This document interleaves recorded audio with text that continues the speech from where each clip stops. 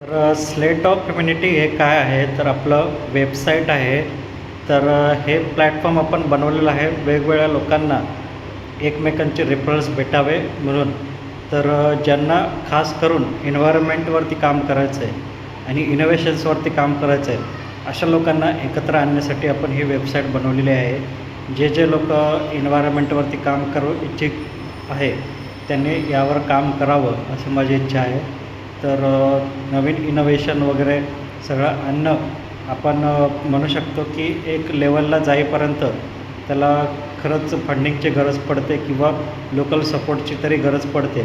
एक माणूस ते बनवायला किंवा त्याला अस्तित्वात आणण्यासाठी तरी निदान आजूबाजूचे जे एक्सपर्ट लोक आहेत त्यांची मदत लागते किंवा काहीतरी त्यांना शिकण्यासाठी अनुभवासाठी किंवा इतर लोकांचा अनुभव घेण्यासाठी सुद्धा गायडन्स लागतंच.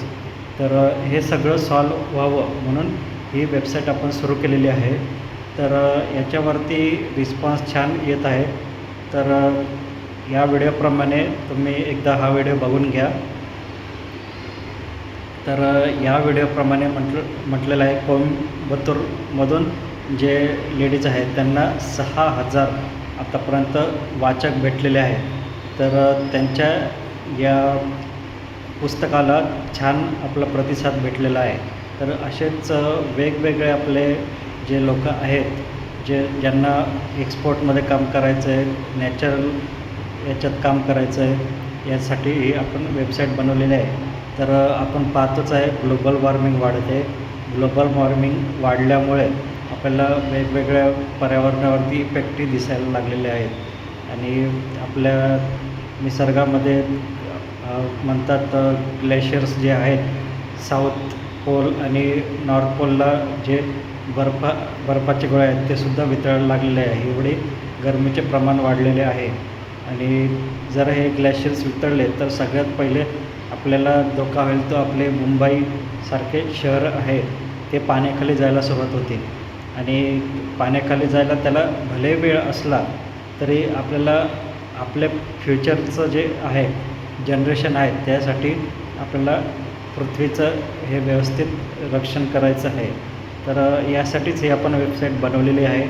तर वेगवेगळा प्लॅस्टिकचा कचरा होतो, प्लॅस्टिकवरती आपल्याला सॉल्युशन करता येतील. प्लॅस्टिकवरती आतापर्यंत बायोप्लॅस्टिक आणून वेगवेगळे उपाय करण्यात आलेले आहे पण फारसा उपयोग झालेला आहे असंही दिसत नाही आहे. तर आपण यावरती काही उपाय करता येतील का हे पाहूया. आपलं महाराष्ट्र असं राज्य आहे की जिथे पावसाळा भरभरून पडतो आणि पावसाळा गेल्यानंतर उन्हाळ्यात आणि हिवाळ्यातच म्हणा बरेचसे लोक दुष्काळाचा सामना करतात. तर पाण्याचं योग्य साठा करता आला पाहिजे. आपल्याला पाण्याचा योग्य साठा केला तर आपण त्याचं नियोजन व्यवस्थित करू शकतो आणि यापुढे जाऊन आपल्याला आपल्या शेतांमध्ये होणारे बियाणे वगैरे यांच्यासाठी जास्तीत जास्त सेंद्रिय खते वगैरे जे सेंद्रिय शेती आहे ती कशी वापरता येईल त्यावरती आपण काम करणार आहोत. याच्या पुढे जाऊन आपले जे शेतकऱ्यांनी विविध प्रकारे खते वापरायला सुरुवात केलेली आहे. जे रासायनिक खतं आहेत त्यांचं प्रमाण आणि वापरसुद्धा त्याचा भरपूर वाढलेला आहे. हे जर आपल्याला कमी करायचं असेल तर नक्कीच असे काही ना काहीतरी उपाययोजना आपल्याला कराव्या लागणार आहेत आणि साधारण लोकांमध्ये जमिनीचे वाटप होते. जमिनीचे वाटप करताना त्यांच्यात तेवढं विभाजनसुद्धा होतं, त्यांचं इन्कमसुद्धा विभागलं जातं. पण एकच जमिनीवरती जर आपण हाईटवरती शेती केली तर त्याचा कसा वापर होऊ शकतो यावरती सुद्धा आपल्याला एक नजर बांधता येईल. अजून आपल्या पर्यावरणावरती काम करायचं जर झालंच तर वेगवेगळं आपल्याला जे प्लॅस्टिक आहे त्यावरती कसं आपल्या झाडाची पानं वगैरे वापरता येतील ते आपण पाहू शकतो.